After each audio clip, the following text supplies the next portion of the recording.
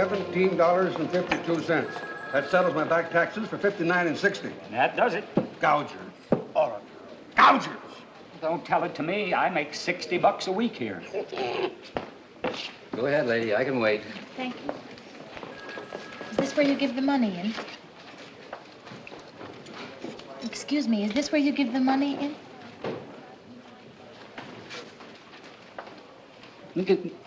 Let me see your form, miss. I mean, did you make out a form? I mean, where are your papers? But this is the only paper that I thought was necessary. Oh, I can't take your check without the regular 1040 form. It's to be sure it's the correct amount according to your return. But this isn't according to any return. It's just money. I want to give it to the government. Well, this is very irregular. First of all, this is the Department of Internal Revenue. I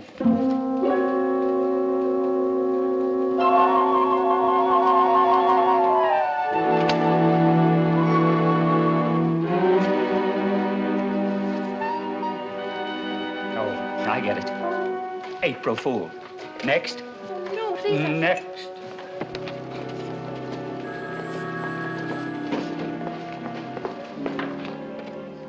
And then I went to see the head clerk, and then the assistant to the Secretary of Treasury, and then the Secretary of Treasury. But when I insisted on seeing the president, they insisted I come to see you. Dr. Svensson, you think I'm crazy, too? The name is Stephenson. Victor Stephenson. And we never use that word around here. Now, Mrs. Benson, you just take one of these and try to relax. Here, dear. You know, Mrs. Pink! They're pink pills! My husband was pink! I can't take a Crunch pink. it. Crunch it right down. That's right. That's right.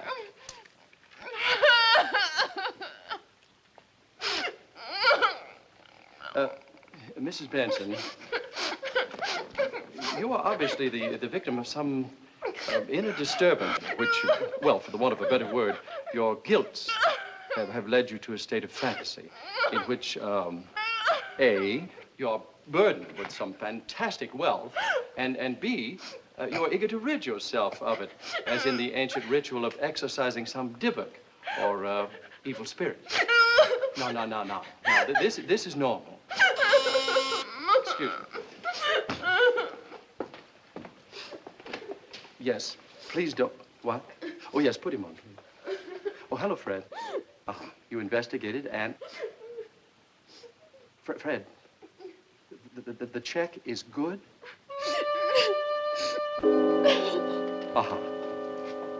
Yes. Thank you, Fred. I have the strangest tingling sensation in my toes. Are you all right? What? Oh, what happened? Well, A, you fainted, and B, I poured water on you. I'm terribly sorry, but I didn't know what else to do. No, it's all right. You did the right thing. Do you faint often? Oh, just once in a while. It's a shock of realization whenever I've been dead wrong about something. The fainting is a running away, as it were, from the reality that I'm not infallible. You see, it's been the pattern of my life from the time I was a... Wait a minute, what is this? Who's doing what to who, or whom?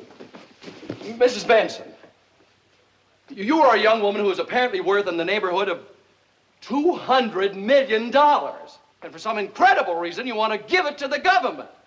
You don't need a psychiatrist, you need your head examined. Now, out of my office, out! No, Dr. Stephenson. Out of my office. You said something a minute ago that was very understanding and true. I never heard it expressed before. But I want your help. Mrs. Oh, please.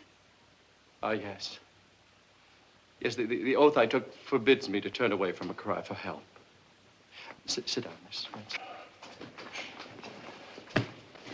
Oh, it was what you said about my wanting to get rid of my money, like exorcising some evil spirit. Yes. Dr. Stephenson, I think I may be some kind of a witch. Oh, come now, Mrs. Benson. This is the 19th century, or 20th century. No, really. Every man whose life I touch withers. Really? Mrs. Benson, please, just turn over and try to relax. Go right ahead. Well, I was born Louisa May Foster in the small town of Crawleyville, Ohio. Oh, I can't understand it. I never wanted money. All I ever wanted was to lead a simple life with one man to love and to love me. A simple life somewhere in a little cottage. That's all I ever wanted. Ever since I was a little girl with my mother and father. Oh, your mother. What was your mother like? Mother? Well, Mother kept Daddy and me clean, neat as a pin, and took us to church every Sunday. So now I say unto you, love thy neighbor as thyself. 'Tis better to give than to receive. Money is the root of all evil. Mother even had embroidered these very sentiments on samplers for our living room at home. But we were poor, and Mother found it hard to live up to these ideas. Good day, Mrs. Jenkins. Sherman, did you see Emily Jenkins, that slob smothered in a mink cape? I hate her guts. Look what I've got. Her husband was a shipping clerk 15 years ago, same as you. Now look at him. Look at you. Where's your drive? Where's your ambition? That's what counts in this world. Success, money, success, money. President of the Nice Fellows Club. Oh. Money, success, get to the top. Money, success, money, money, money, money.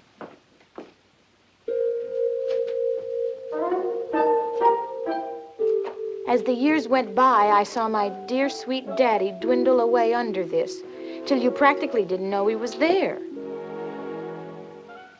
I began to understand what Mother really meant by those samplers.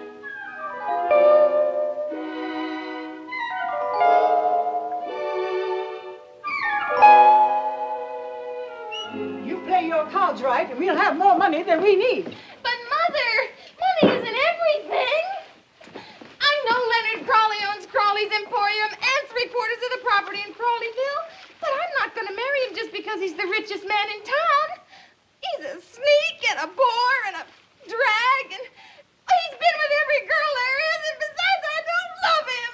There's no such thing as love. He's a snob. He's ashamed of you and where we live. Why, he won't even walk in this house when he comes to call for me. I wouldn't come in here either if I didn't have to. Louisa, you turned out real beautiful. You have something to sell. Take a mother's advice. Sell it now. Yes, Leonard, you better hurry. No, I'm not going. How dare you turn down a man like Leonard Crawley? I tell you, he has money. You go and get it. Leonard was waiting. I thought over everything he had to offer. The Crawley home, the Crawley stables, Crawley's department store. But then there was Leonard himself. Leonard Crawley was, how shall I say it? Well, that's not fair, I guess. He was just Leonard Crawley, son of wealth. Put it right down next to mine, baby. Gee, I wish I'd said that. You can use it any time you want. Just give credit to Crawley. That's more than Crawley ever did for anyone else in this town. Oh, by the way, you better let your mom know that the payment's due on her refrigerator. Don't let her get the idea that because we're getting married, I'm going to let her off the hook. Oh, no. By the way, she couldn't be your real mother. She must have been left on your front doorstep one stormy night in a cage. Why are you so intent on marrying me when it's perfectly obvious I'm indifferent to you and all the so-called advantages you have to offer me? That's just it, baby. You're the only girl in town who doesn't throw herself in front of me in the mud and scream, take me, take me. You know, you suggest good breeding. Heaven knows where you got it from. But also you produce me an heir, and then my mother stopped nagging me about carrying on the Crawley tradition. Any better reason than that for getting married? How about love? Love? Well, let me put it this way, honey. I'm very rich and you're very poor, and sooner or later you're gonna come around. You know the indifference I felt? Hmm? Well, it's beginning to change. It's beginning to blossom into complete contempt. But to tell you, honey, I told you you're gonna come around sooner or later.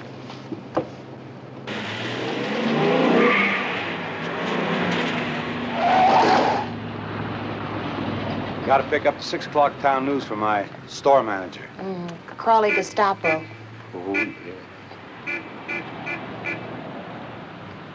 Uh-oh, that eyesore. The only spot in town we don't own. But it's just a matter of time before old Hopper will come around. Just like you, baby. Good afternoon, Mr. Crawley. Miss Foster, nice spring weather. All right, make it fast, Driscoll. Yes, sir. Mrs. Willoughby was 5 minutes late getting back from the doctor's today. $5 fine off her salary. Yes, sir. Hopper sent back the answer to your latest bid on his property. It's still no. He says he doesn't want to make money. He just wants to keep his little place as it is. Edgar Hopper. I haven't run into him since high school. I wonder how many days I get for manslaughter.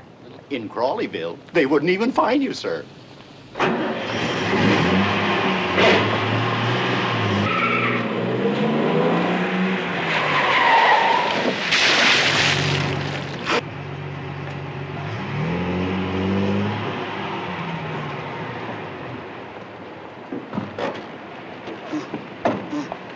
Hi, Lenny. Edgar, you better watch where you're going. Yeah, you're right, Lenny. I was looking at the sun. Aren't you angry? Why should I be angry? It's my fault. Well, then maybe we could fight.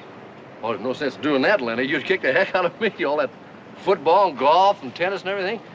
You're a real winner, Lenny. What are you, an orthodox coward? No, Lenny, I just believe in passive resistance. Oh, Mahatma Hopper, I presume. No, as a matter of fact, Gandhi and I both got it from this guy, Henry Thoreau. You're all covered with mud, Edgar. Oh, I mean Mr. Hopper. Louisa Foster, isn't it? Hey, I haven't seen you since Mrs. Pritchard's class. Hey, you've grown. Or maybe I shrunk. Yeah, well, he wouldn't be covered with all this mud if he'd let the town pave that piece of road in front of his property like anybody else. It costs too much, Lenny. For what you Crawleys charge for a bag of cement, this town ought to be paved with gold. Thanks, Lenny. Hey, I gotta be going. I don't want to keep those trout waiting. See, don't grow anymore, Miss Foster. Just right now.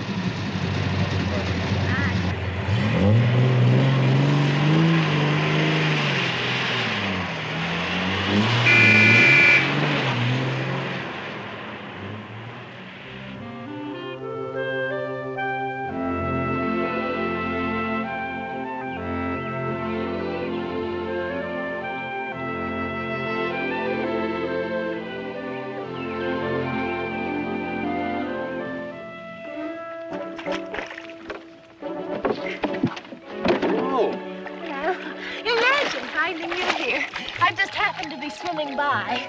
Well, you scared the fish away. You could pull me in. I am full grown. You said so yourself. Thank you. Sit down. Here, put this on. Thanks. Did you catch any? Well, yeah, 3, including you. I'll cook them for you. My clothes are right down there. Do you have anything to cook them in? Well, my baronial estate's right over there. Where you live? Yeah, I... kind of on the simple side, I know. Simple, yes. Oh, our lives are frittered away by detail. Simplify, simplify. What did you say? Our lives are frittered away by detail. Simplify. Simplify. A girl who can quote Thoreau. Oh, I couldn't quote him before I went to the library this morning. I'd never even heard of him before yesterday. You mean you didn't swim by my boat just by accident?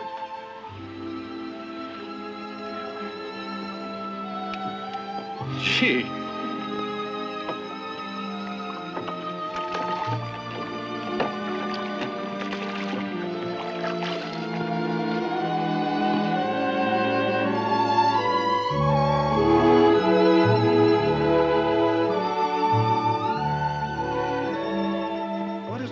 goodness is Leonard Crawley doing here anyway? Well, now, whatever gave you that idea about me? Well, I don't know. Everybody in town takes it for granted. You are engaged to him, aren't you? Well, he takes it for granted. But Edgar, as far back as I can remember, in grammar school, in Mrs. Pritchard's class, you know, when I sat in front of you, I wished that I had had long pigtails so you could stick them in the inkwell. Did you really? I'm not going to marry Leonard Crawley. Of course, he'll never understand anyone turning him down. Especially for you. Louisa. You mean you take this instead of all that? But Louisa, I've got nothing. I'll always have nothing. I'll always be nothing. Edgar, that's what I want. Nothing. To quote me and not Thoreau, I love you.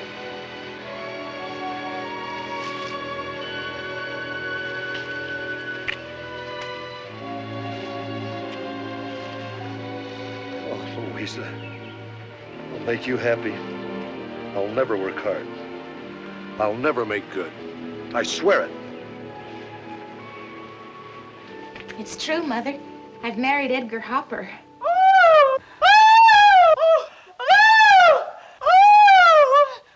Whereas Mother received the news of my marriage to Edgar with ill-disguised displeasure, Leonard took the news in his stride.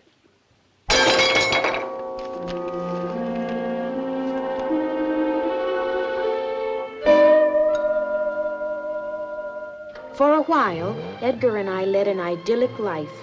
He went off to the store a couple of hours a week, but the rest of the time belonged to us. As I look back on it, I see our life together as a wonderful old silent movie.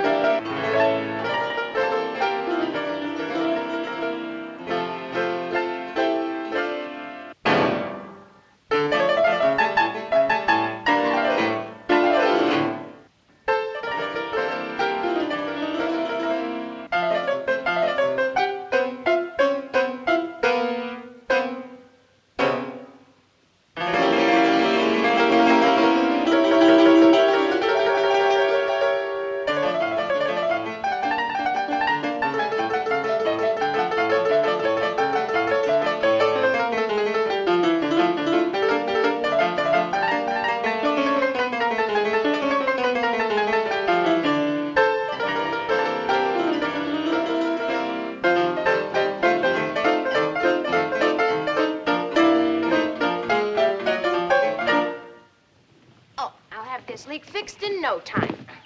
Well, that old water tank always gave a lot of trouble. Hey, you know, I'm going down to the store one of these days and get some chicken wire, fix these springs. You can do almost anything with chicken wire.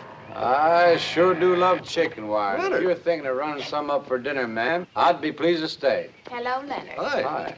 Well, if it isn't a happy Hopper's at home.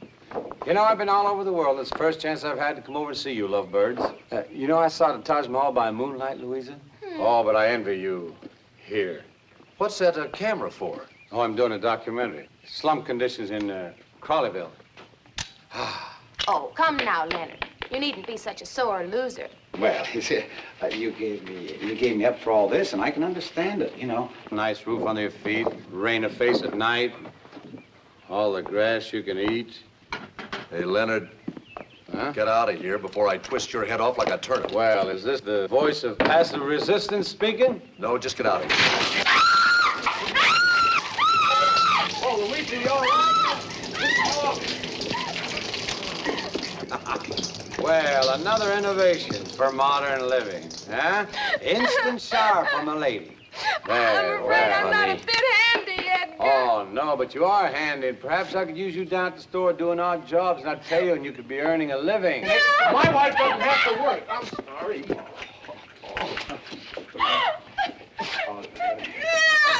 Ed, seriously, Ed, why don't you come down and see me this afternoon and sell me that piece of property of yours? Someone could do something with it. Not you, of course, but someone. I said to get out of here. All right. Get out of here. All right, I will. I'm getting out. Sorry to barge in on you kids like this, but I'll send a Christmas basket.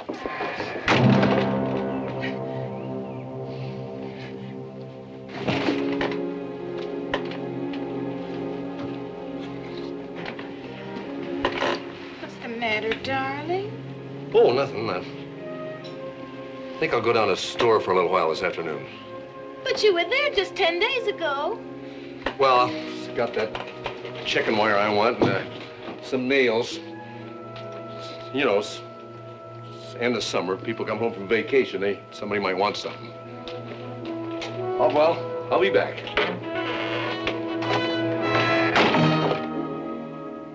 But he never really did come back. Not the Edgar Hopper I knew. When he hadn't returned by the next day, I hurried into town. This is the biggest sale in the history of our county. Don't crawl the crawly, folks. I guarantee you can't set off because there's no air conditioning. This is it, folks, right here on Main Street. Hop the hopper. We undersell everybody. Come right in, folks. Instant credit. If we haven't got it, we'll get it for you, folks. Don't crawl the crawlies. Hop the hoppers. So all you shoppers. Louisa. What is all this? Hopper's Taj Mahal, honey, and it's all for you.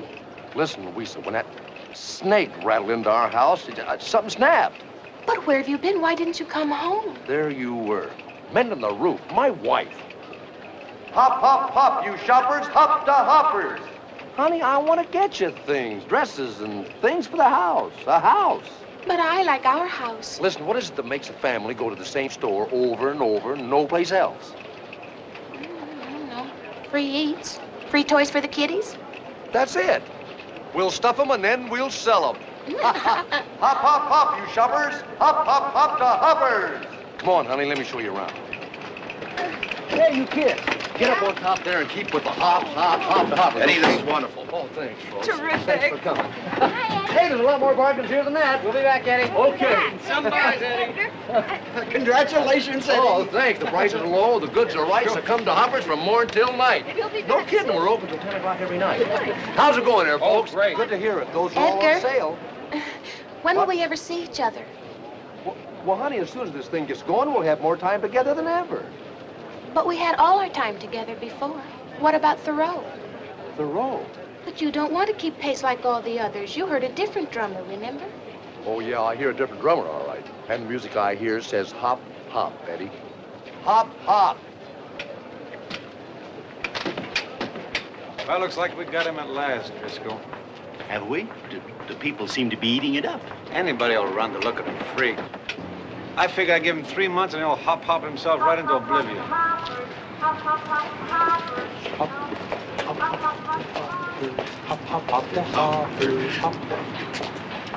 Forgive me, sir, but we really must advertise.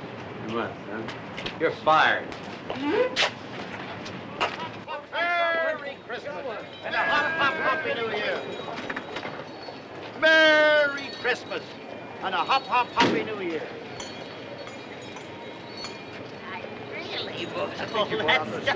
And it's no trouble at all, Mrs. Freeman, no trouble. You can't leave Hoppers, Hoppers leaves with you. Hey, Ned, you draw Mrs. Freeman off on the way home, okay? Okay, Oh, thank you, Edgar. And Merry Christmas. Edgar. Be right with you, lady. Merry Christmas to you, Mrs. Freeman. Edgar. Oh, hi, honey. Excuse me, I gotta get back. But Edgar, aren't you coming home soon? Oh, I'm sorry, Louisa. We're staying home till midnight tonight. What's the matter? Nothing. Just a little lonely, that's all. What? In that big, beautiful new house, lonely? I'm the only one who's ever in it. Edgar, it's Christmas. But yes, and Christmas is business, big business. You're working entirely too hard, darling. Look, honey, by this time next year, we'll be so rich we can take a real vacation. Italy? Italy. Merry Christmas. Besides, what's the matter with work? A little hard work never killed anybody. Merry Christmas. Hi there. And a hop, hop, happy New Year.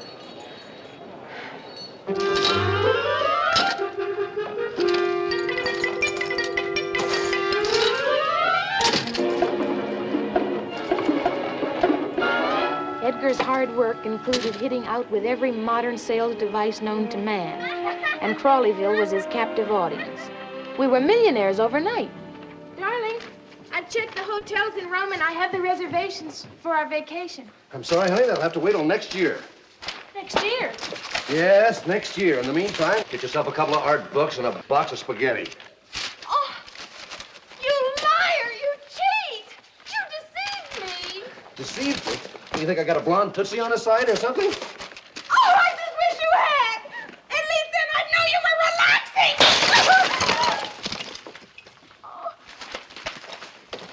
Oh, you don't even have any feelings anymore! When we got married, you promised for better or for worse that you'd never make good, that you'd always be nothing. Well, look at us. We're so rich we never even see each other anymore. Edgar, you're frittering away your life in detail. Simplify, simplify. Simplify, schmimplify. A little hard work never killed anybody. Edgar was like someone bewitched, like the sorcerer's apprentice. He couldn't stop.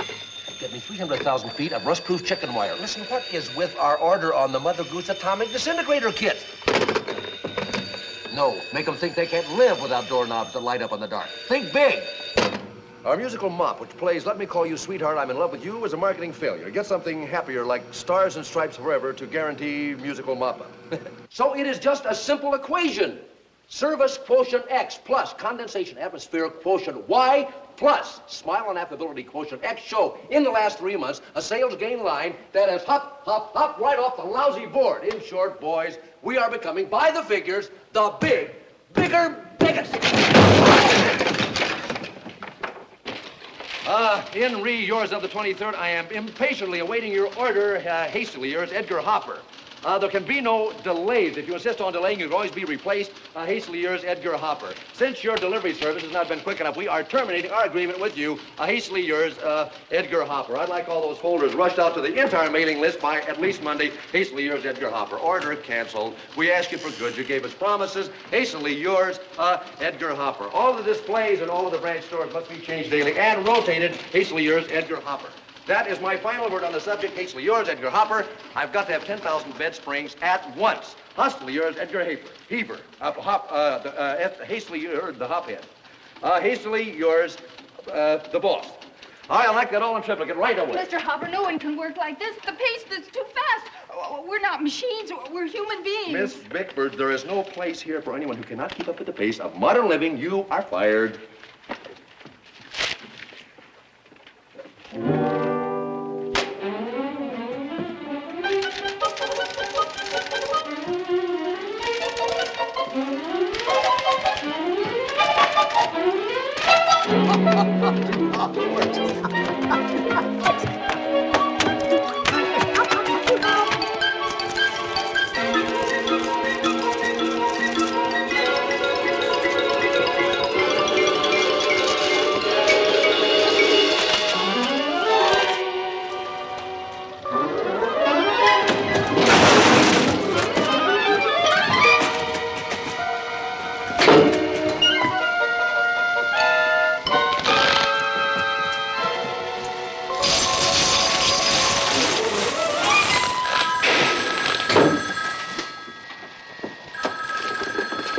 Yes?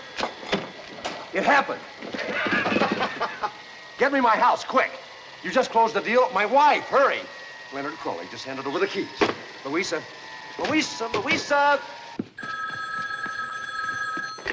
Hello? Louisa, it happened.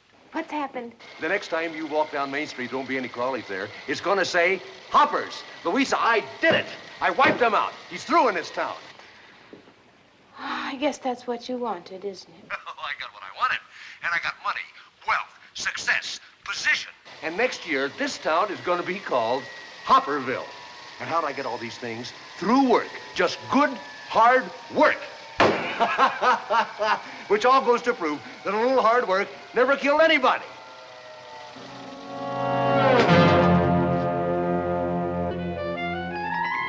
And outside of the bequest of one roll of chicken wire to Leonard Crawley, I bequeath my entire fortune and worldly goods to my wife, Louisa May Foster Hopper. Edgar had left me approximately $2 million in cash and securities. And as Thoreau probably never said, that's a lot of lettuce. But, my dear, you mustn't think that this in any way makes you a witch. Oh, of course, it is tragic that Edgar died. But one swallow doesn't make a summer. Your behavior sounds exemplary, to say the least, the very least. Why did Edgar change that way? Oh, normal. Quite normal. You see, he was the weakest of the tribe who had somehow won the prize, you, without really having had to fight for you. Latent feelings of inadequacy lay dormant until he was triggered by Leonard, parading before you in his rich, many-colored feathers. Edgar naturally felt impelled to get even more feathers. And driven by this ego drive, he smothered in his own feathers. It happens every day, you know. Tell me, what happened to the other feather, or fellow, this Leonard? I never heard from him again. Oh. Dr. Stephenson! Lisa, I'm sorry. Just relax. Oh, I'm terribly sorry. There. Now, please, please. Just relax. Yes. Try to relax. You were saying about Leonard. Where did Leonard go? Well, he just walked away like a plucked chicken. Normal. Quite normal. Yeah. Well, I put all the money in the bank, and I gave the house to Mama. And I took a small allowance for myself, and I got out of Crawleyville. I took a trip to Europe alone, to Paris. I wanted to forget, and I was determined never to marry again.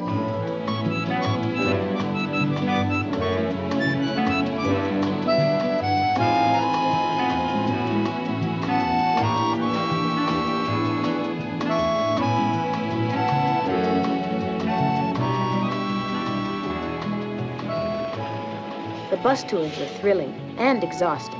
Du Charlie, c'est le meilleur stationnement du quartier.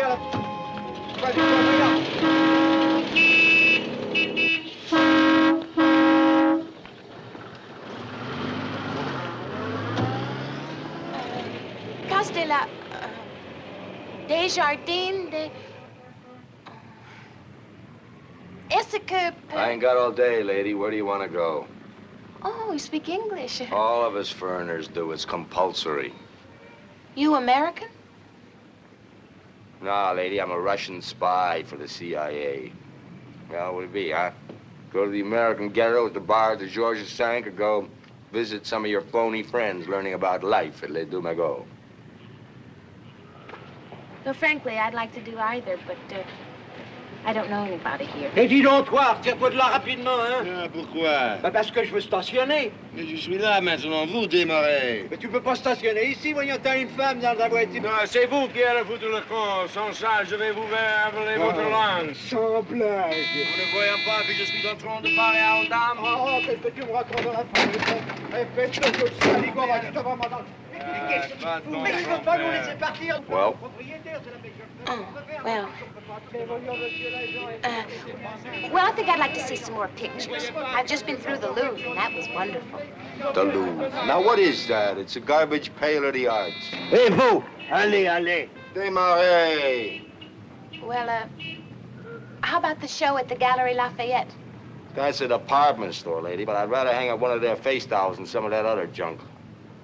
Listen, I'm sure you're an expert taxi driver, and I don't mean to belittle your profession, but why should I listen to your opinion on art? Because I happen to be one of 5 people today who could definitely be called an artist. Maybe 6, including Frida. Who's Frida? Chimpanzee on my block. Oh, that's great. That's great. I mean, you'd see a technique like that, it just wipes you out. I'd go away. What is it? What is it? Innocence. Van Gogh had it. But he had to chop his ear off in order to free himself. Free himself from what? Intellectual hang-up. Now, if we could all do that, go back to a life like that, uncluttered, unhung. Simple. Oh. Well, Frida had the best teacher in the world, you know, Rene Carrier there. I'm very happy to meet you, Mr. Carrere. I'm Louisa May Hopper. You don't look anything like the Emile Desjardins that said you are in your cab. The name is Larry Flint. I used to take Emile's cab out for him once a year the day his wife has a baby. Frida's finished now. It's a masterpiece. Oh, look at the line, and the color, and the sweep, and the texture. Marvelous. A testament to the human spirit. Total primitive articulation. Does Frida's work sell? Sell! You think Frida cares what her work sells? You think I care what my work sells? Typical American yardstick, you eternal buck. So I left the place. Well, Mr. Flint, I was only asking. What's that? She's at it again. Well, is someone being murdered? Are we going for the police? Hey, Larry, we shot 3 already.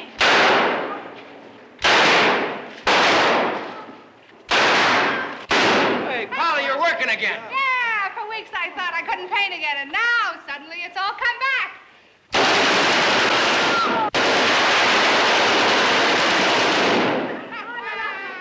One of the greats. Oh, that picture makes me sick. Oh, thank you very much. Good, feel sick. It should make you feel sick. It's destruction, pure and simple. That's what today is all about. That technique is her way of expressing it.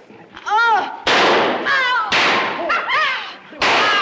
What was I doing in Paris, 4,500 miles away from home? It was fate. I had come to meet Larry Flint, an unspoiled, dedicated artist, searching in his own troubled way for the simple life. Suddenly, I knew I wanted to share that life. Well, I never did go back to the Ritz. I'll never forget the wedding. Frida made a lovely bridesmaid. As a matter of fact, she caught the bridal bouquet and ate it. For a while, Larry and I led an idyllic life. As I look back on it, it all seems like one of those wickedly romantic French movies.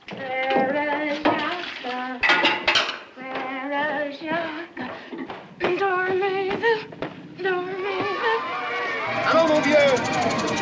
Allons maintenant!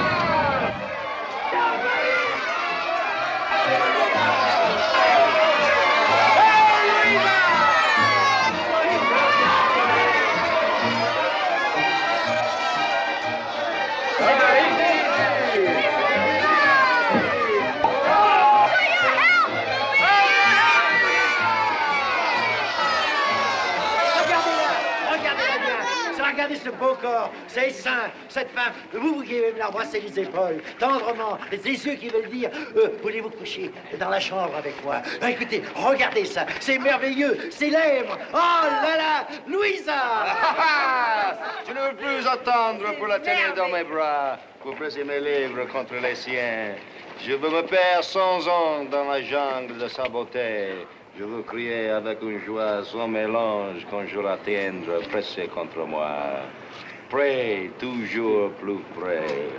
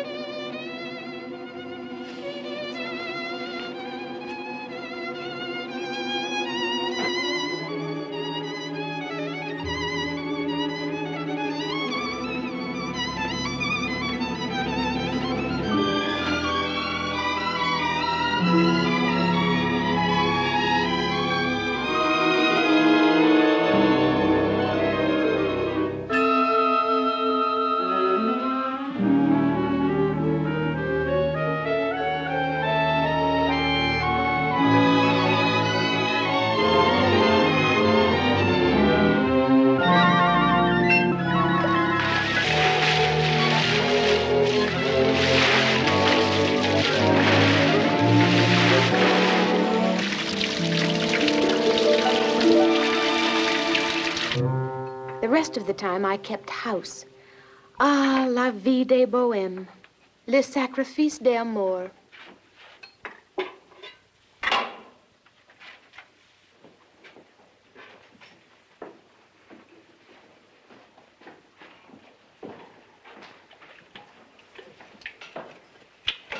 This week's dinner. Oh, darling, how beautiful. How did you... Oh, for 752. But, darling, that's one of your most beautiful paintings. Well, we can see it anytime we go to the butcher shop. Monsieur Blanchard has got it hanging right over the tripe and the sweetbreads. But I've told you so many times in the United States and Won't America... touch it. Not a nickel. Money corrupts. Art erupts. Oh, that's a beautiful saying. It's immortal. I just made it up. Hey, say, listen, why don't you bring some of that downstairs for me? Really, I got some erupting to do.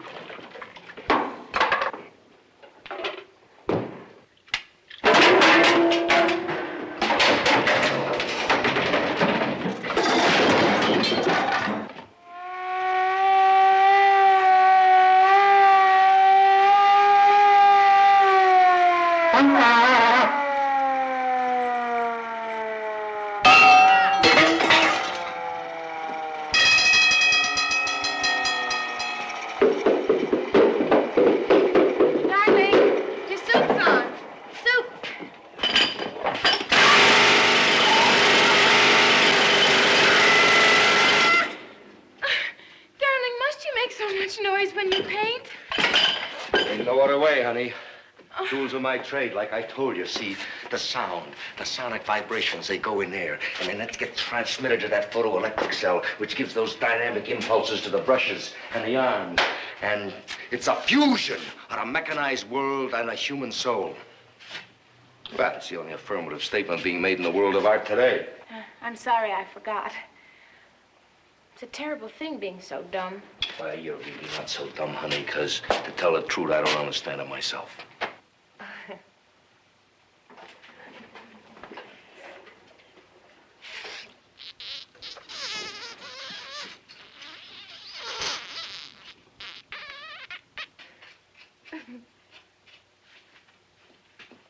We left the machine on. Larry! Larry? I know this probably sounds stupid to you, but what if we take a record and we put it on and we play it through the Sonic palette. The sonic palette. Silly kid, go ahead. Mendelssohn's Spring Song.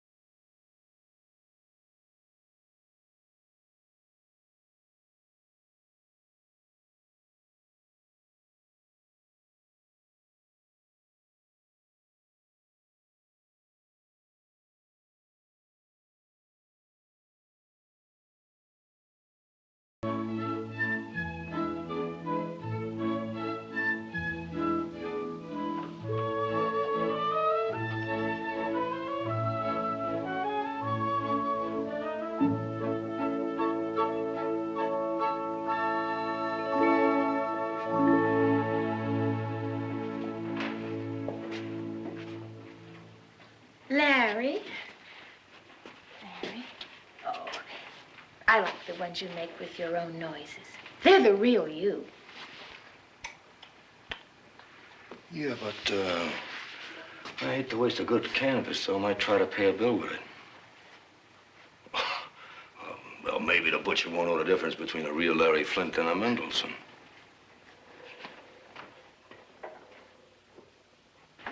Hey, Louisa, hey! Guess what? What, darling? I didn't leave it at the butcher's.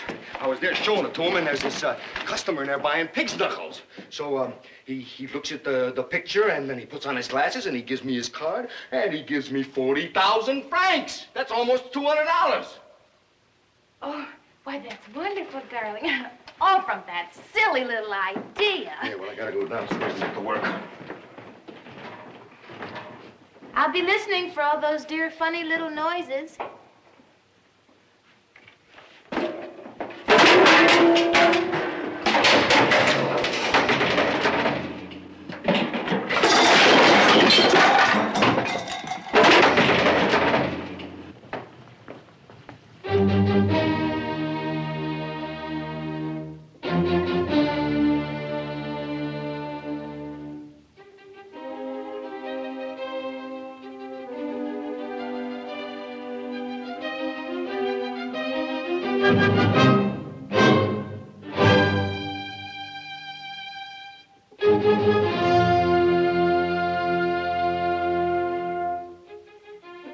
Ha! Das ist gut, Ludwig.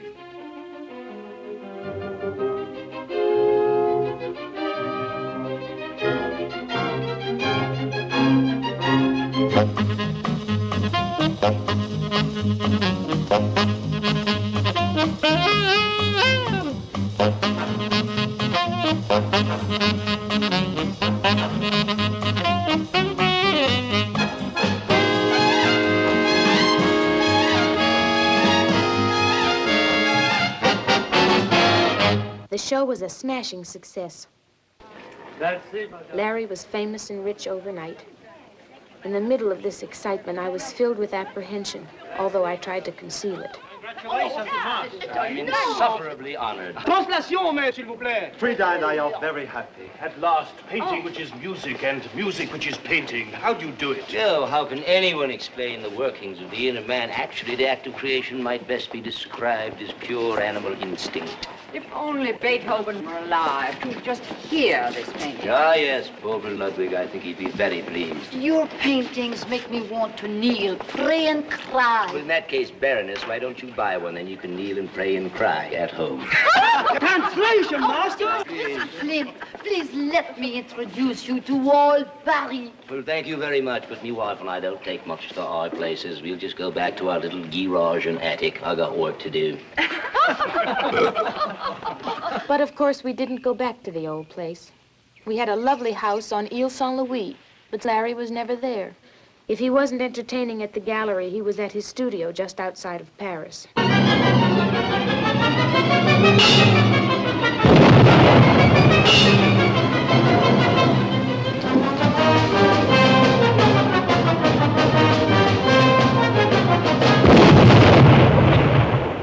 I was tired of being alone, tired of wearing these ridiculous outfits Larry painted for me.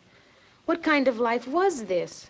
I was just another canvas to him, just another walking catalog. Where was the simple life Larry and I had had, that vie de bohème? He was obsessed with success. I had to get him back. I couldn't let that happen to me a second time. Suddenly, I had an idea.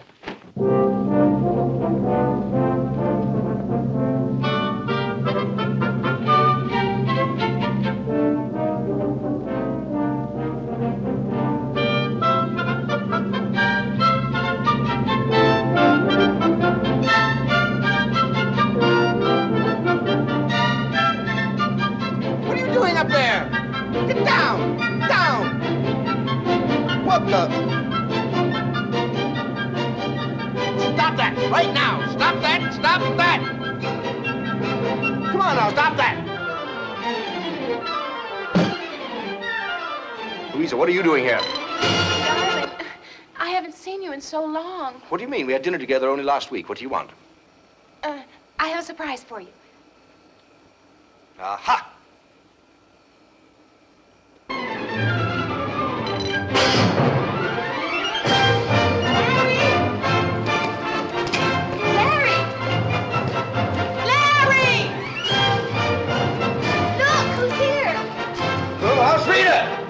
Painting better than ever. Larry.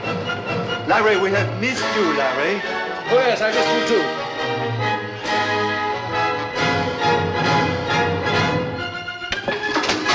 Harry, we have a picnic and bread and wine and cheese, and I thought we could all... No, I'm sorry, but I'm working against the deadline. This murals for Neiman Marcus. That's a department store in Texas.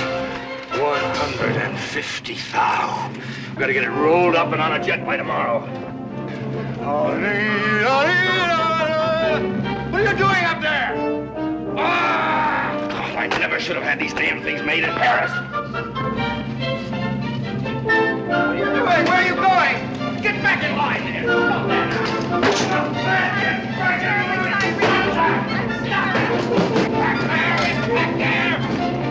Larry, what is the matter with you? What is the matter? Larry, what can it be the way it used to be? Larry, I never dreamed this could happen. What is the matter with you? Larry, what is the matter with you? What is the matter? Larry!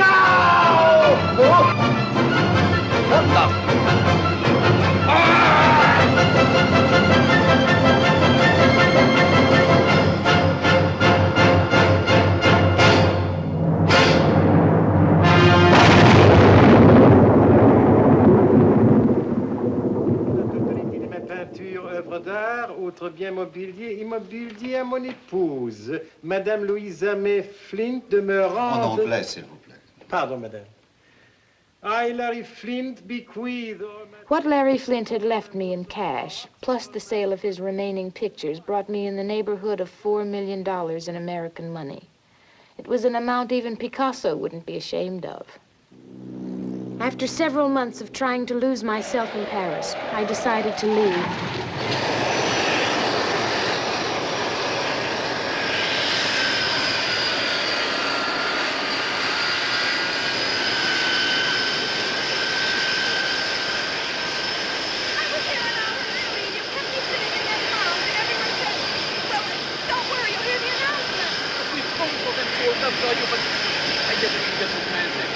Believe me. Oh, my luggage is on that plane. Oh, I had my heart set on getting out of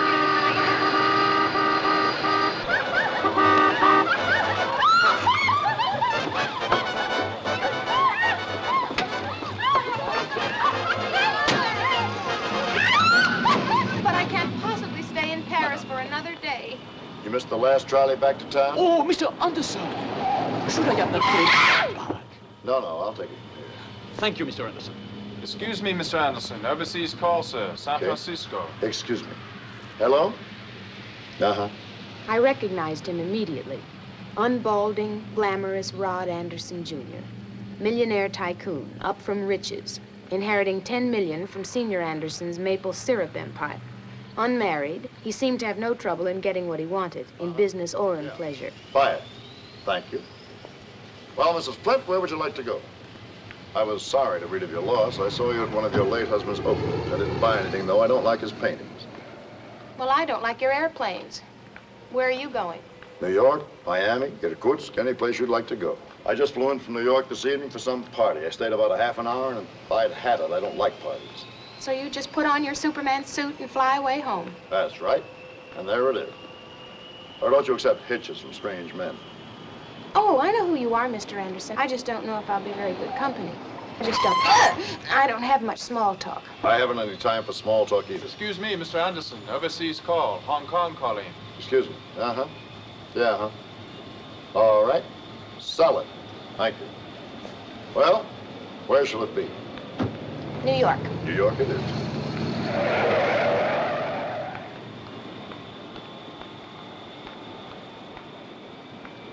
What was I getting into? What was on that plane? I looked at the name of it. Melissa. Naturally, it would be named after a woman. I'd heard enough about those dissolute playboys.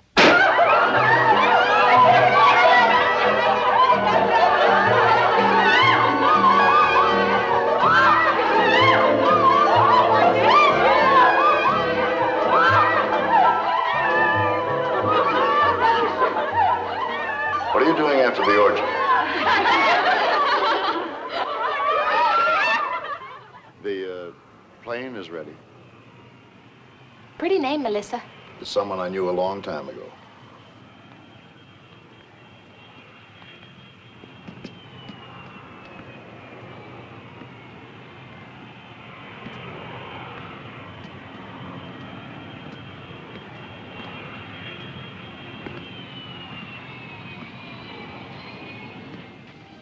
Good evening, Mr. Anderson. Good evening, Mark. Mark, this is Mrs. Flint. She'll be flying back with us. What sort of weather have we? It's clear, sir, all the way through to New York. Excellent.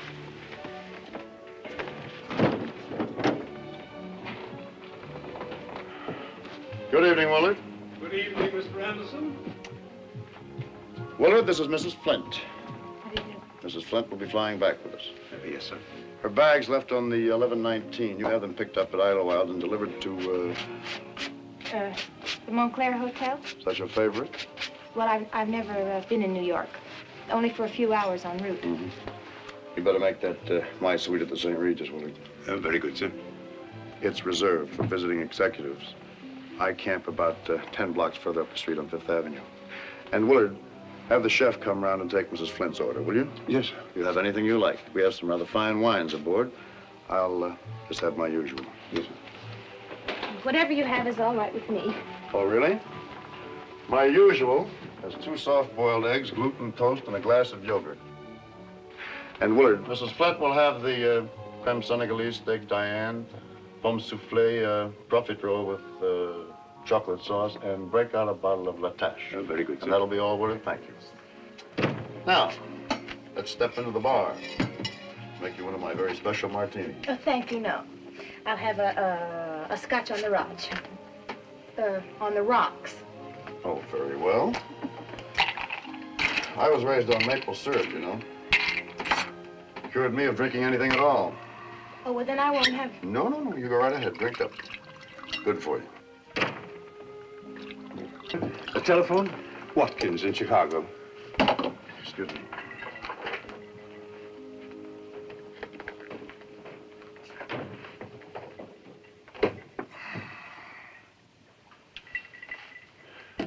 You know, you really are rather beautiful. But, is that your hair? Yellow. Okay, you just sit tight. No, I think Prescott's bluffing anyway. True, there was no orgy on board. He wasn't the Diamond Jim Brady of the jet set. But he was arrogant, cold, sure of himself, ordering people around. Another object lesson in what money and power can do to a human being. For all of it, he really seemed to be a miserable and lonely man. Why, he never even smiled. Not once had a smile lit that stony, sunless face. Well, a tycoon's work is never finished, is it? That's what you call yourself, isn't it, a tycoon? Absolutely. Absolutely. Every morning I get up and look at myself in the mirror and I say, good morning, tycoon. I know you don't approve of me, Mrs. Flint, but that need be of no concern to either one of us. I'm going into my office now. I've got some work to do.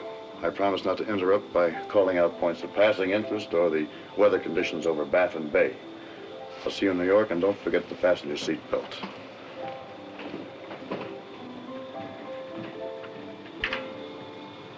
What was wrong with my hat anyway? Okay, Mark, I'll take it. Okay, sir. I wondered who Melissa was. Some forgotten Hollywood starlet, no doubt.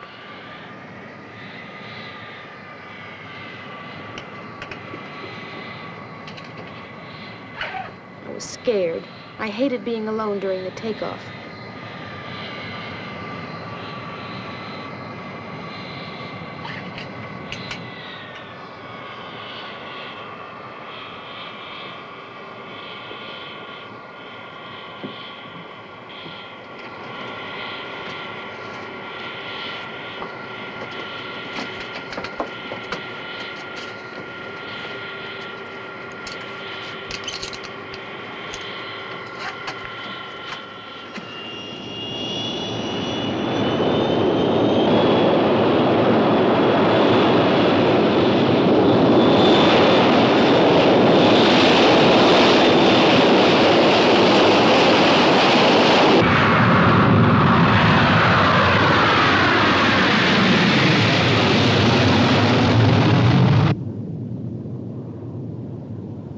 was so beautiful looking down.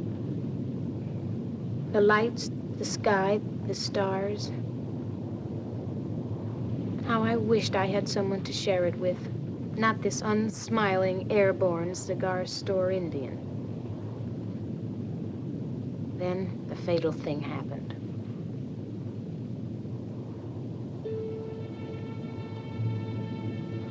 I'm glad you decided to join me. Nice to have someone to share it with, isn't it?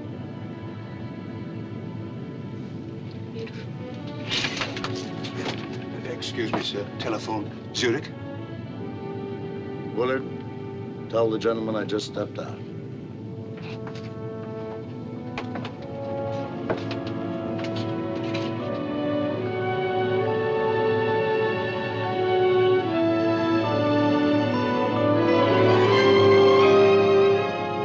I never did get to the St. Regis. We were married in New York, in his fabulous penthouse.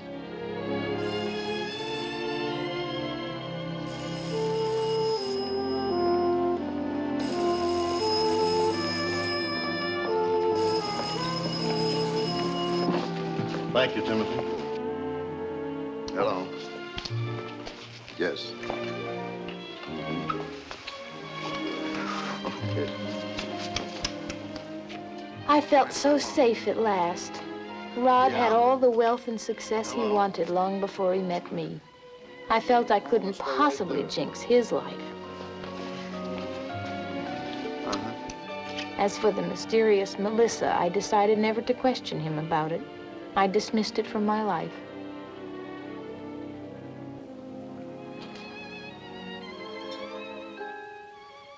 A little trinket from Harry Winston.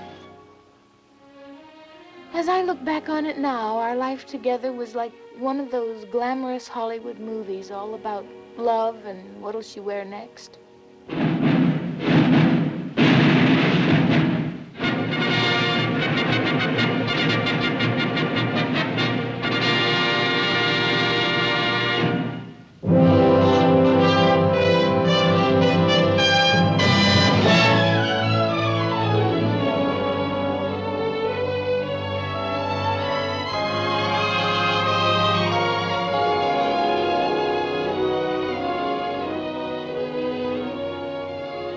Remind me to tell you later that I love you.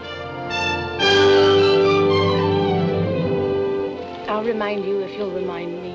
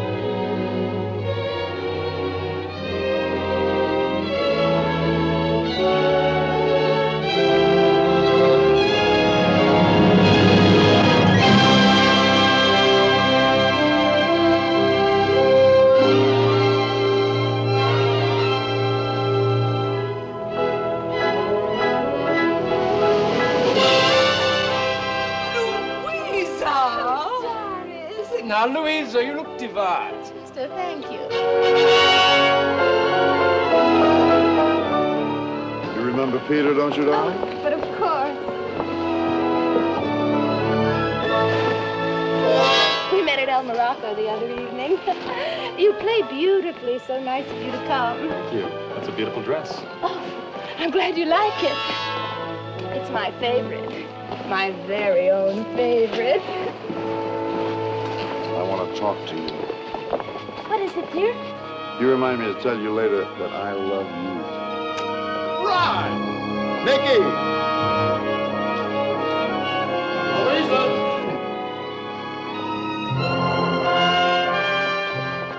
darling, here's someone you simply must meet.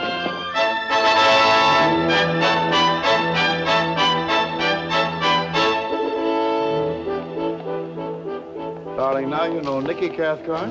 Wonderful to meet you. Mrs. Cathcart. Louisa. I do hope the two of you can come down to us for a shoot. Love to. We always get a bang out of a shoot. Remind me to tell you that I love you.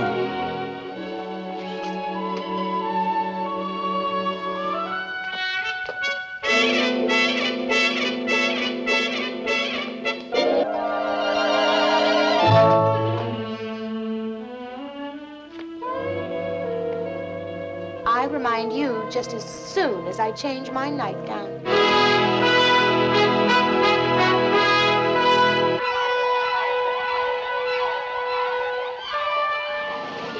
Lord Kensington? Lady Kensington, may I present my wife, Louisa? How do you do? So nice. Delighted. How do you do? We're so happy you could fly in for the evening. I hope the two of you can come down to the Abbey this weekend. Oh, we'd love to. Oh, but darling, I haven't a thing to wear. I'm reminding you to remind me to tell you that I love you. Thank you for reminding me. I'm reminding you that you said to remind me to tell me that you love me. Thank you for reminding me. Thank you.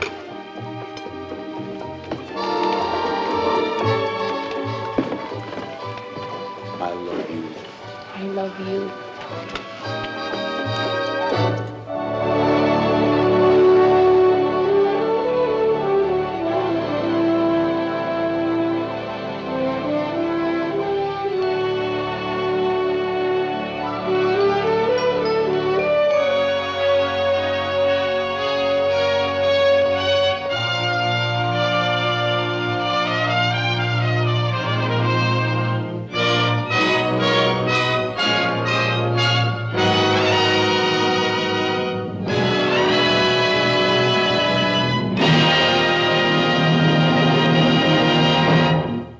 Why didn't he tell me before? Hello, darling.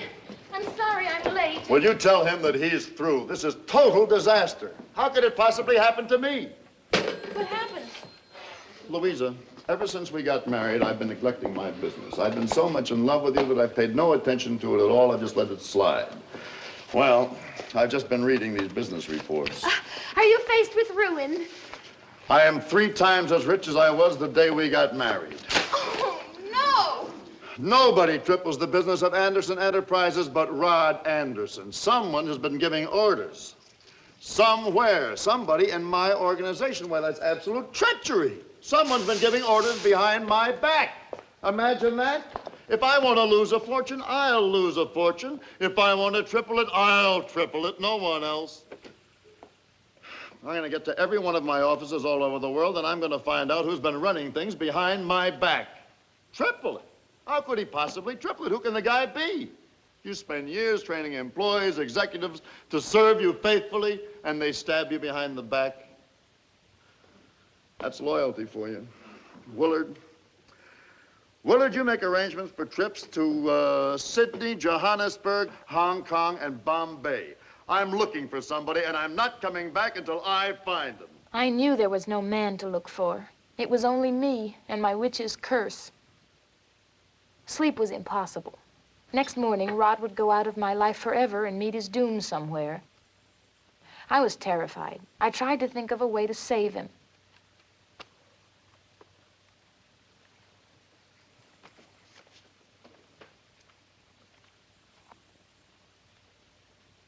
Melissa, happy days on his uncle's farm.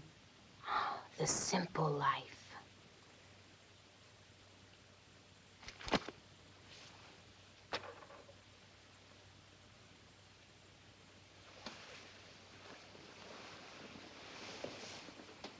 Moo. Hmm?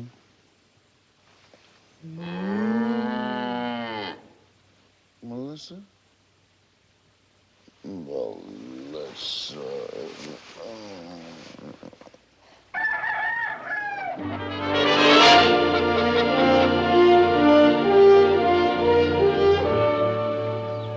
We had a simple, modest little farm, 24 leghorns for me to look after, and a cow named Melissa II, and a bull named Melrose. Well, Ma, how do I look? Neighbors all say I look real fine. Wonderful, Pa. Real elegant. And one more nip of our local cider. Well, it's my 4th, and I'm not a drinking man, but seeing as how it's welcoming day, here's to you. Hey, thank you. Good day, Mr. Anderson. Good day, Mrs. Anderson. Have another drink. Oh, I'm driving. Come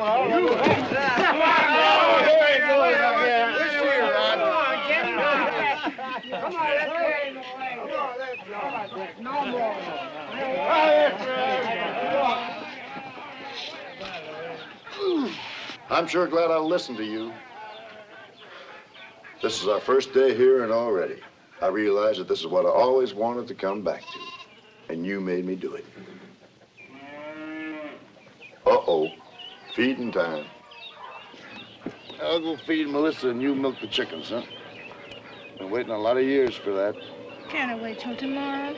Well, it shows how much you know about farming. You don't milk her now, and she'll be mooing all night long. Let's go.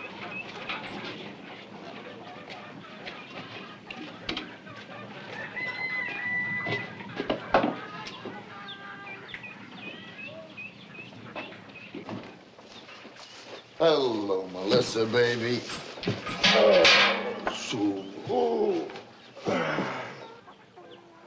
How you doing, honey? Just great, honey.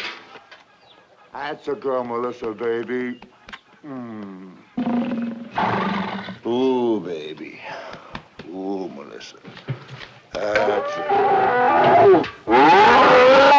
Melrose! Forgive me!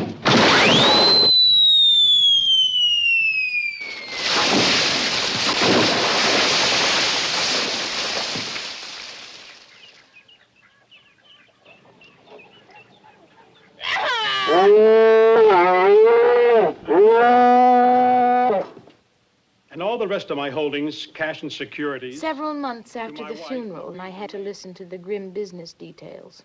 Rod had sold out everything so quickly that his fortune was pitifully reduced. It came to a mere $150 million. I felt alone and lost, and I was determined to live alone for the rest of my life. It was the only fair thing to do.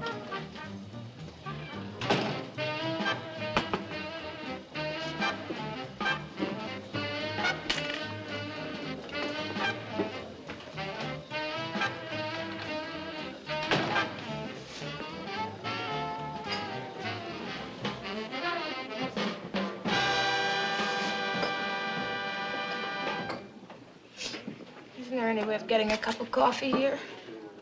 Isn't there any way of getting a cup of coffee here? What's your name, miss? Louisa May Flip Anderson. Isn't there any way of getting a cup of coffee here? Asked Louisa May. Hop, Anderson, pretty eyes, pretty hair, and she asked so clear, isn't there any way of getting a cup of coffee here?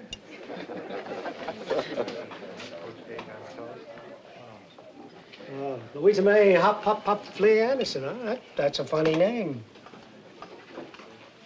It's just Anderson. Please stay, Miss Anderson. I'll get you a cup of coffee. Clancy must be out back somewhere. I'm in here all the time.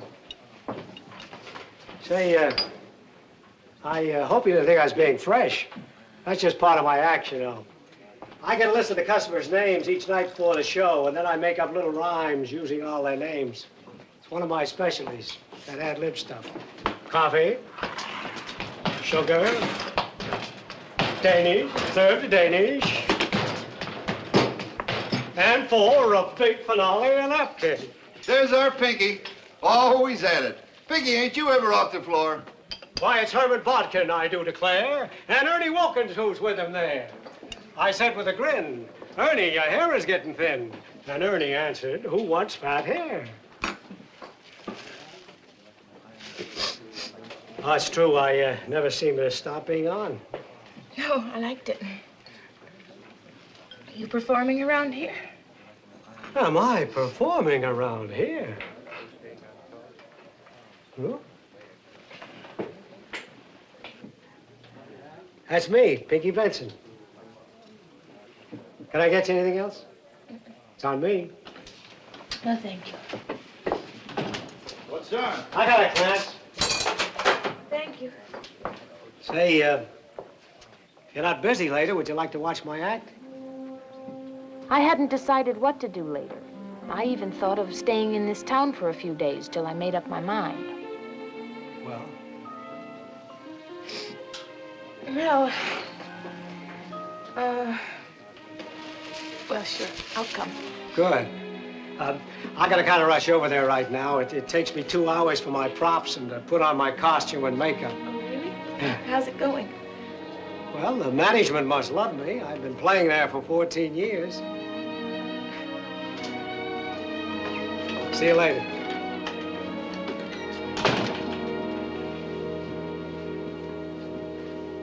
Order the well-done green bean sabotage. Here, over here. Medium well. Titus Billy, may I order that's better for you, no cholesterol. Mashed potatoes, well done. One rare hash brown. Hang on the French fries. Take it back. Really making it back. Shut up. I agree, but stop yourself, honey. No man was a fistful of bones. Okay. Here he is for your dinner pleasure. Jersey City's own, a Pinky, a Benson.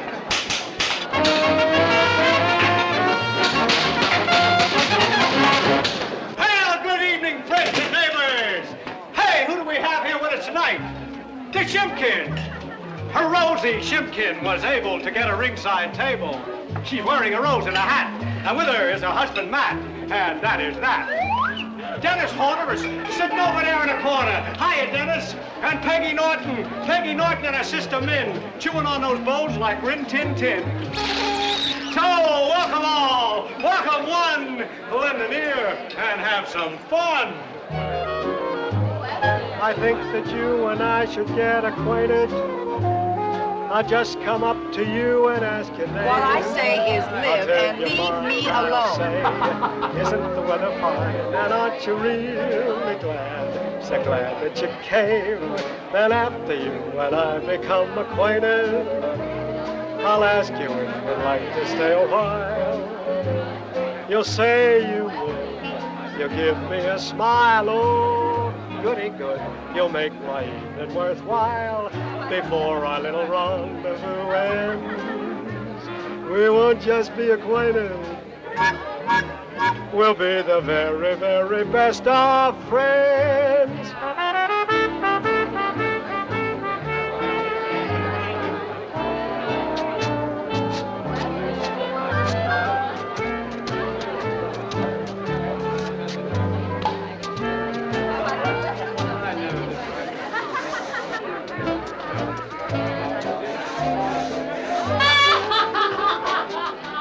I could see why the management loved him.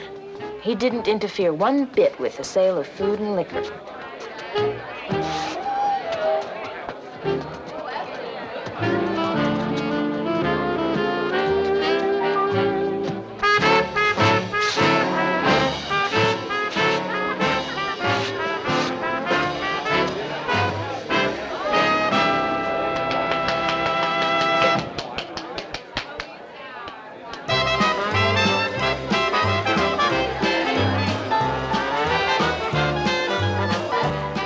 It was the worst act I'd ever seen. Just looking at Pinky made me want to cry. But he was so happy and untroubled. And I feel at home here, as you can see. And in all the 14 years, you never wanted to play anywhere else? Oh, you mean the big time? Mm-hmm. Boy, why does everybody seem to think you have to want to play the big time? Why? You get to the top of the ladder, you're a slave to your fans, you got no life of your own. Then you got to start worrying about staying up there. No, not for me. I'm happy doing what I'm doing. And you know what? I teach dancing to kids in the daytime. That's nice. Yeah. My wife wanted me to get ahead. She wanted me to get an agent, press agent, publicity, audition, push. Your wife? Yeah, I was married once. We were a team. She always wanted to be way up there, so I let her go. And today, that woman is Greta Garbo. No, she married a guy with a lot of dough, and she left the business. I don't blame her. I don't blame her at all. I was just a guy who wanted the simple kind of life. And that's the story of my life as told to Louisa May. Hop, hop, hop, hop, the Anderson.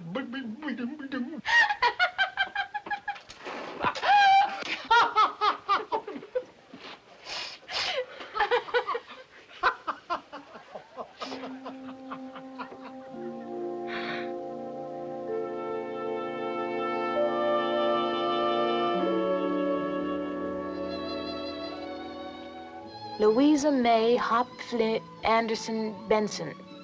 Yes, we were married, happily married, and we lived on our lovely houseboat on the Hudson. I told him I had a great deal of money somewhere, but both of us forgot all about it. Oh, good morning, Mrs. Benson. Good morning to you. Good morning, Mrs. Benson. How do you do? I'll give you just one kiss. Then I'll stop, 'cause I gotta give our little boat a mop, mop, mop. Boo, boo, ba-da, ba-da, boo, boo, ba-da, boo, boo, boo, ba-da, boo, ba, ba, ba. As I look back on it now, our life together was like a gay musical number from one of those big Hollywood movie musicals. On our little houseboat built for two.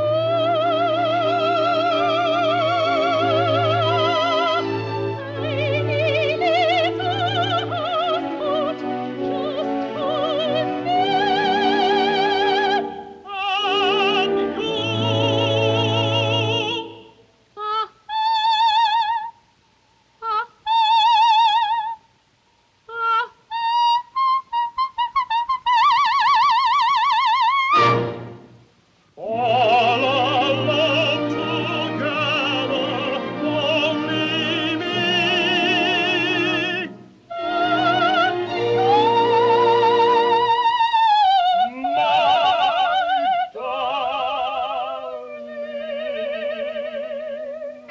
On a houseboat on the Hudson, along, together life is rosy on the Hudson in the weather. Far from city streets and far from hills of heather, loving, singing, dancing all of the time.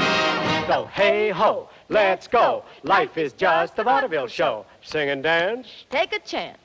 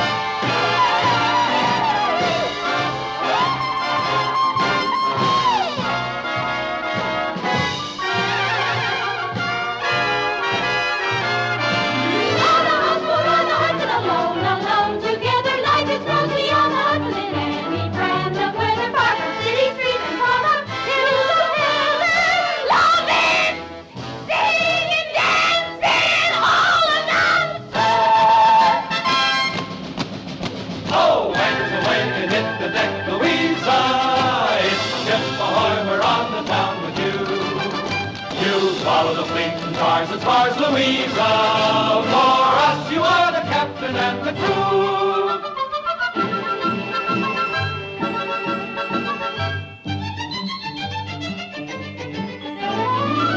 Oh, how we love Louisa. Oh, how we love Louisa.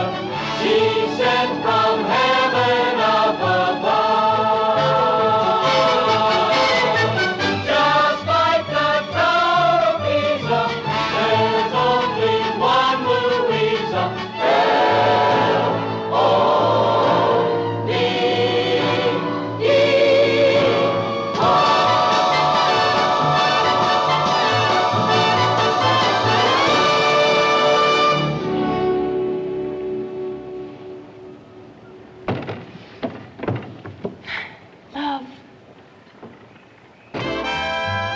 Then it began to happen. We were planning a birthday party for Pinky after the last show. Well, I guess we got everything. The hot dogs, the rolls. Hey, look at the clock. I gotta get made up. Oh, you've got time? No, I don't. I have less than 2 hours. It takes you 2 hours to get out of that makeup. You'll be late for your party. Couldn't you just skip it? Skip a performance? No, skip the makeup, I mean. Do it just as you are. Oh, don't be silly, darling. The makeup's the whole act. Here's the bucket of lemonade, Pinky. Thank you. Thank you. Mr. Trentino, because of the party, would it be all right if Pinky went on tonight without putting on all his stuff? Sure. You don't want to miss your own birthday party. Okay, honey? I feel naked. Oh, leave out the verses, too. Leave out the verses. Just this once.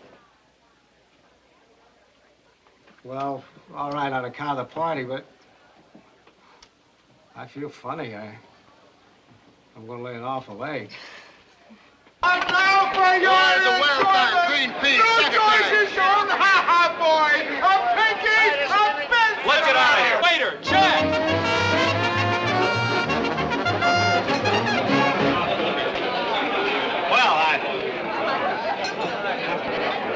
Frankie dropped them in the second. They said, hey. It was the fifth. I was there. Trentino, may we have some relish? Sure, help yourself. One rare hash brown! You want the French fries?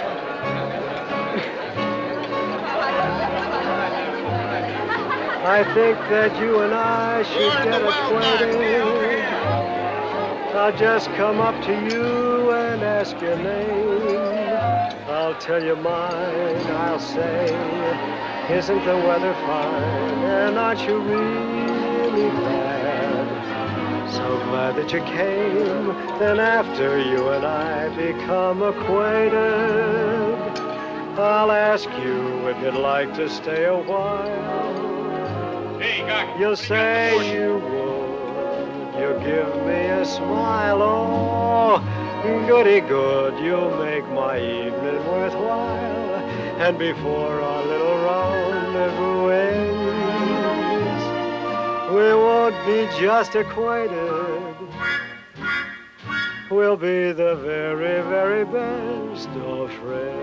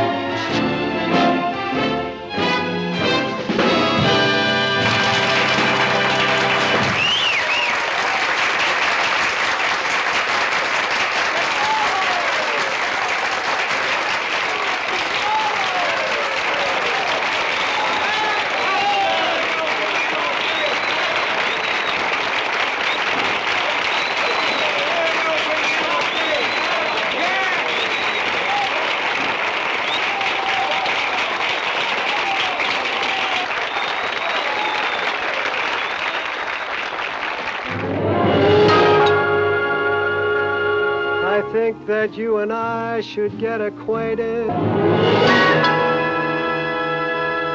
I've grown accustomed to this place.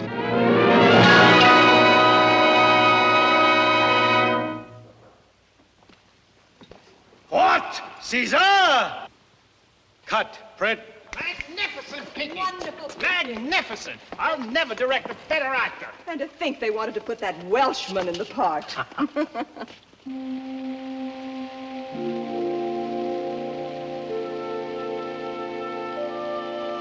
Well, I was still near water, sitting by our beautiful Hollywood pool, alone. I'd done it again, and I'd lost Pinky. Lost him to fame, fortune, his agents, publicity men, secretaries, and his adoring fans. How about my preview in Westwood last night, huh? What a gas. Sure was, Pinky. All those Pinky Benson fans screaming, yelling, crying. Ah, the little people. I love them. I love them. And if the studio tries to cut 1 minute of that film, I'm gonna burn that nut house to the ground. 5.5 hours is not too long for a Pinky Benson fan. Yes, Mr. Benson. Now, about the premiere. Everybody in the ball, see? Hi, Louisa. Hi, Pinky. Going in for a dip? No, I'm going to Brown Derby. I got a business luncheon with these creeps. Ciao, baby. Ain't you gonna change? What for? You know you can't get in a derby without a tie on. Jeez. And Pinky, after lunch, you got to tape a speech to send to Jersey City. Yeah, you told me. What's it for? Pinky Benson Day. Big ceremony in your honor. Citizens are getting together to paint the front of the house you were born in pink. Yeah? Gee, that's kind of sweet. I wonder who thought of that. I did. Yeah? Well, here's an idea from me. What's the matter with this place? The fans and the buses go by here every afternoon. Let's let them know without a doubt which house is Pinky's house.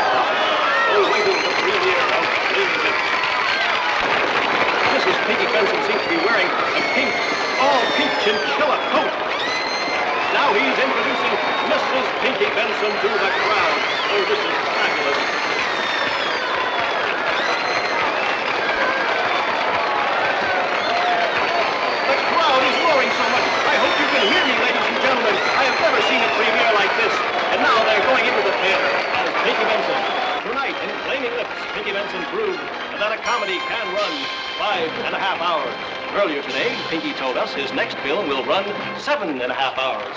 Listen to that applause, Pinky. Pinky, baby, you're right. This is the greatest thing you've ever done. Pinky, I don't ever want to direct another actor for the rest of my life. Thank you, pal. Let's get rid of that creep. I'll direct the next one myself. This picture is a cinch to do $50 million at the box office. Yeah, too bad I only get half of that. Yeah. And the studio wants you to co-star with Frank, Marlon, and Carrie in a remake of The Four Horsemen. What? Why should I carry those dead weights? I'll play all four. Come on, Pinky, let's get out of here. The mountain. Come on. Break it up, break it up. Everybody out. All right. And now, send it to our cameras, a co-star of Flaming triplets, Miss Linda Putty, another Pinky Benson discovery. Making new discoveries is the basis of our industry. And now, coming to our microphones, here she is, Mrs. Pinky Benson. My wife has always been my inspiration. Pinky will never get out the front way. Why don't you just slip out the side way, darling? Yes, I guess so, but I hate to do this to them. After all, I'm what they came to see. Yeah, we know. Come on, let's this go, way. Pinky. Bring it up. That's all.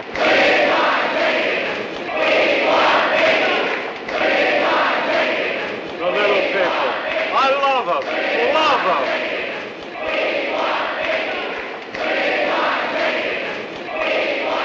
Ah, bless them. I can't let them down. After all, I'm the stuff their dreams are made of. I belong to them. Hey, fellas! Fellas! Look who's here! It's me! It's your Pinky! Look, it's Pinky!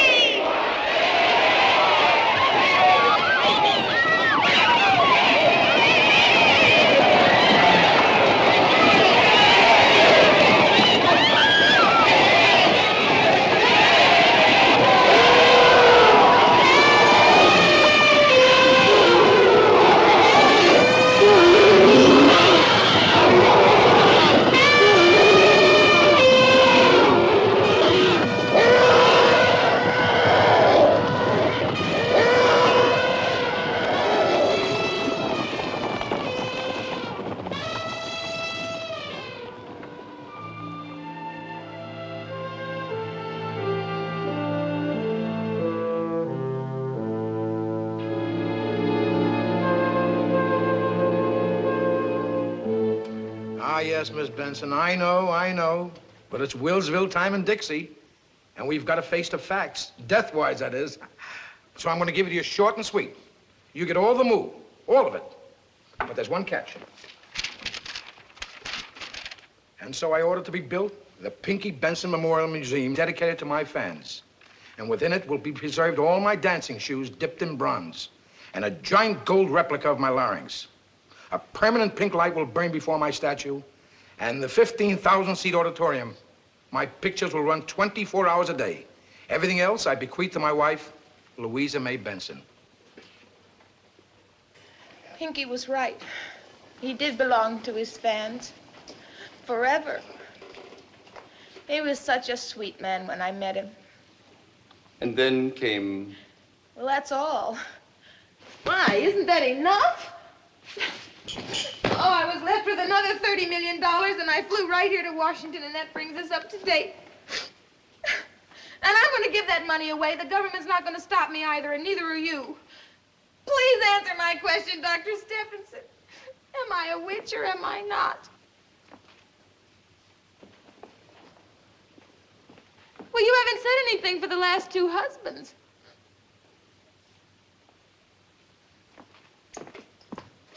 You're not even listening to me. Who? What? Well, you're an analyst. Huh? What? Analyze. Oh, that, yes. Now, let me see. You got married to 4 men for love. Mm-hmm. All of them were doomed to success and extinction. There was Hopper, Flint, Anderson, and Benson. And one man you hated. That was Leonard Crawley. Well, that's a very strong emotion, hate. Say, you know, I think... Wait a minute, what do you expect of me? Instant analysis? Why, your case might take 24 hours a day for the next 50 years. In other words, Louisa, would you marry me? Dr. Stephenson. Look, if it's simplicity you want, you should see my apartment. I'm a dedicated man of science, and I'm so tired washing out my own socks. What do you say, Louisa? Victor, I'm honored that you'd risk your life for me. Thank you. But it isn't fair. I simply don't love you. No? But would you mail my check in for me anyway? Oh, please don't feel so bad. Maybe you'd help me after all. I said yes to 4 men and I said no to you. Isn't that progress? Of a sort, I guess. You see, after listening to my accumulated life story, you naturally assumed that I'd say yes. But you were wrong. Wrong. I was wrong. I have the strangest tingling sensation in my... Doctor, step! Victor, are you all right? Wake up, Doctor! Oh, dear. How do I get...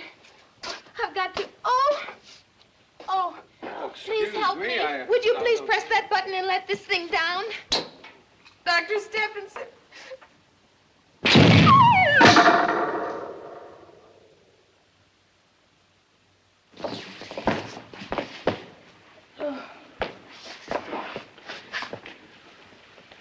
Ma'am, Louisa. Leonard Crawley. What happened to the doctor? He fell off. Well, he always does. Oh. Dr. Stephenson. Doctor. Leonard. You're the custodian here. What? Now, Louisa, let's call a spade a spade. I'm the janitor. Oh, how awful. Oh, no. I deserved it. You know, poetic justice is called. But in a way, I ruined your life, too. Oh, no, you made it. You know, when I lost everything, I just began to live. And I'll always be grateful to you and your friend. Thoreau.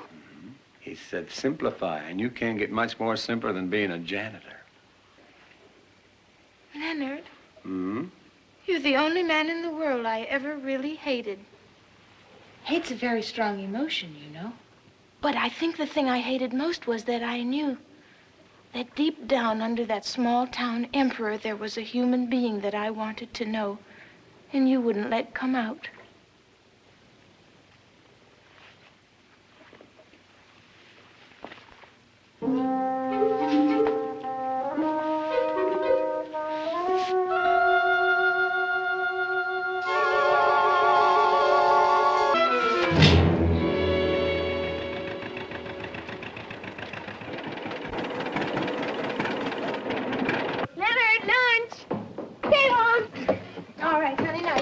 These around. Jonathan, lunch. Hey, look, Mom. Look what I caught. Sharks. Well, wonderful. We'll have these for dinner. Now, help your brother. Geraldine, lunch, honey. Now, don't you drop this. What do you think I am? A baby? All right. Help is on the way.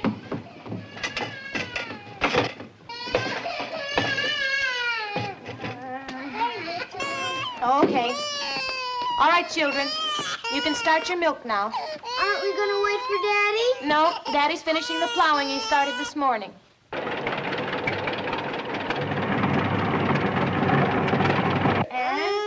the princess had 4 beautiful children. Leonard, and Jonathan, and Geraldine, and Butch. And they all lived happily ever after.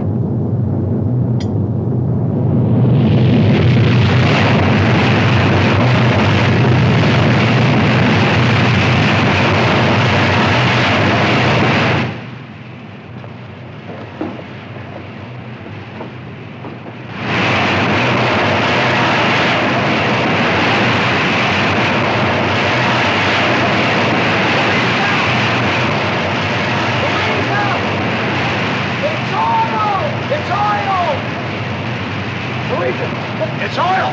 It's oil! Look at it! It can't be happening. It can't be true. It can't be happening. But it is. It's real. Hey, look at this. It's real. It's oil. You bet it's real, and it's ours. Yours? Yes, you idiot. It belongs to us. You punched a hole in our pipeline. Not ours. No, it's ours.